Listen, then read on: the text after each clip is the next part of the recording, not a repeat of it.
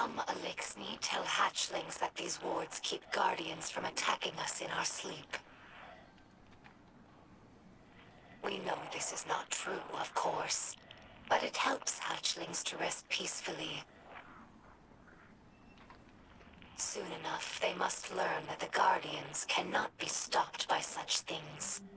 That they cannot be stopped at all, even by death. After that, the ward changes meanings. For grown Eliksni, it's a reminder that the Great Machine blesses life givers and killers alike. But now that we have seen the Guardians among their own people, taking orders and making awkward small talk, I don't think this tradition will continue in the House of Light. We no longer see Guardians as monsters, just people, frightened and misguided.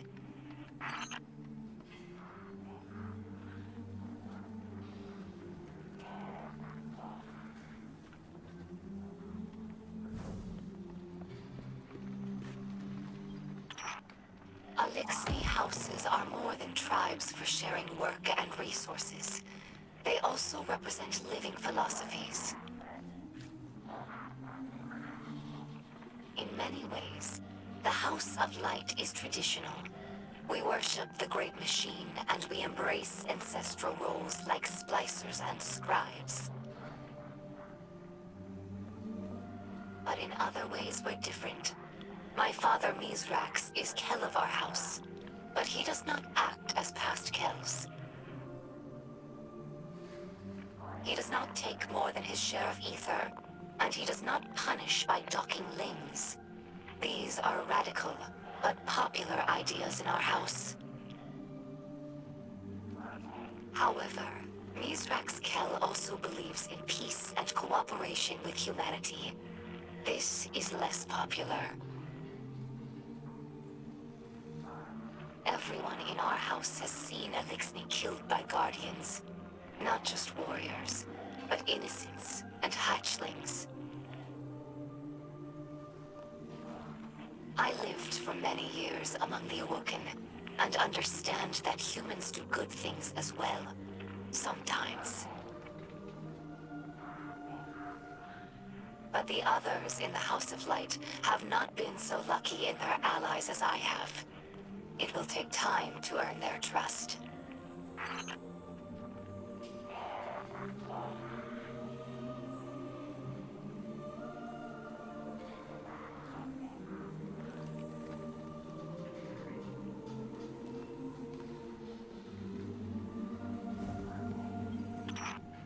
Humans think of ether as food for Eliksni, a form of sustenance.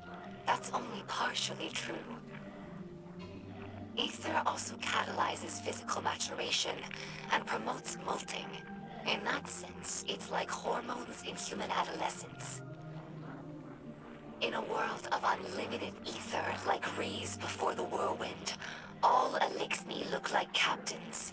That's our final form. Most Eliksni you see now are underdeveloped.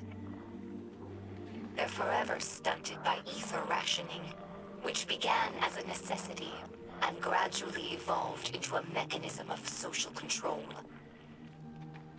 Now, ruthless leaders like Spider use the distribution of ether to keep their followers dependent. If Eliksni are ever to live in peace, we must make ether available to all, regardless of rank.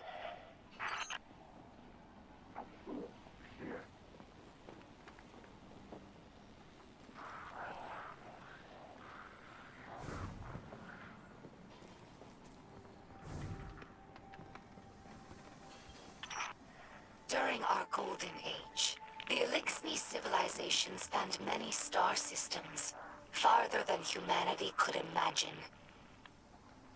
And in all of our exploration, we never found anything more wondrous than the Great Machine. It's one of the few things that all Eliksni houses can agree on. That's why shrines like these are made of many small pieces. Each bit was added by a different house. It's a tradition that lasted generations. Most of those houses are now extinct, and their members are scattered. It's funny. I revered the Great Machine all my life, without ever having seen it. And now that it's right overhead, I still look to this shrine for comfort.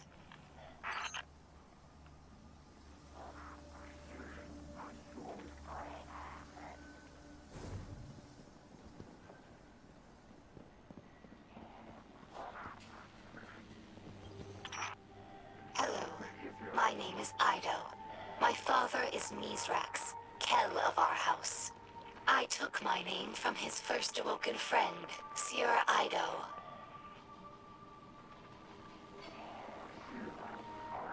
As scribe for the House of Light, it's my job to preserve our house's history, so that hatchlings may one day learn our stories. Mizrax Kel requested that I leave some records for the humans of the last city, so they might learn about Eliksni culture in their own time. As he says, inside a catch, everyone breathes the same air. Though I have doubts that the humans will care to hear our stories, the snipers who look down on us do not seem like the curious types.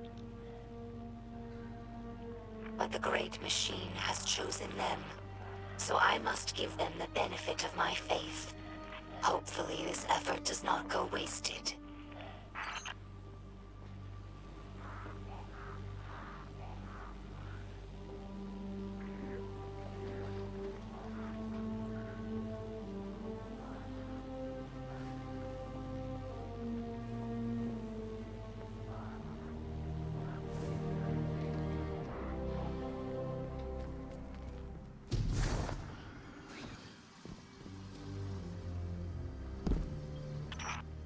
Here lies the remnants of Kel's Scourge, a dark period in Eliksni history.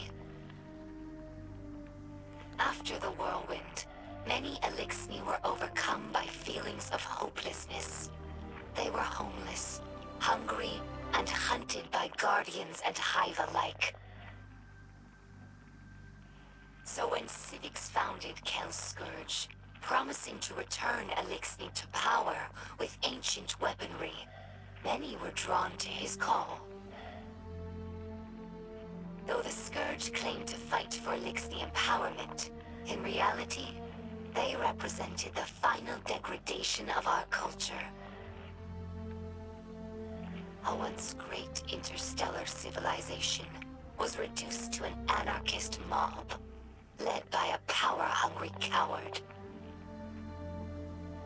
Let ours be a cautionary tale.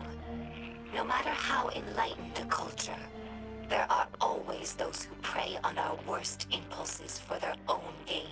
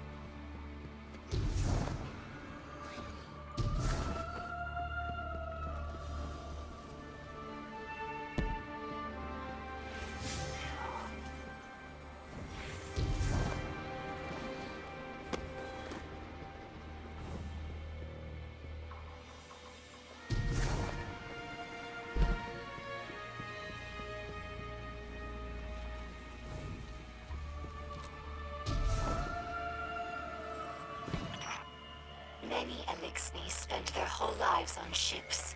They become more than a home. They're like a member of the family. Mizrax found me in the vent of a wrecked ship, you know. We joke that my father is a splicer and my mother is a catch. After the fall of our homeworld Reese, Eliksni scattered across the stars. Having lost our grounding, catches evolved from modes of transportation into permanent homes. Even after Eliksni began to resettle in places like the reef, we never lost our reverence for the machines that kept us alive. Now, after so much wandering, it's hard to believe that there's real ground beneath us and a real sky above.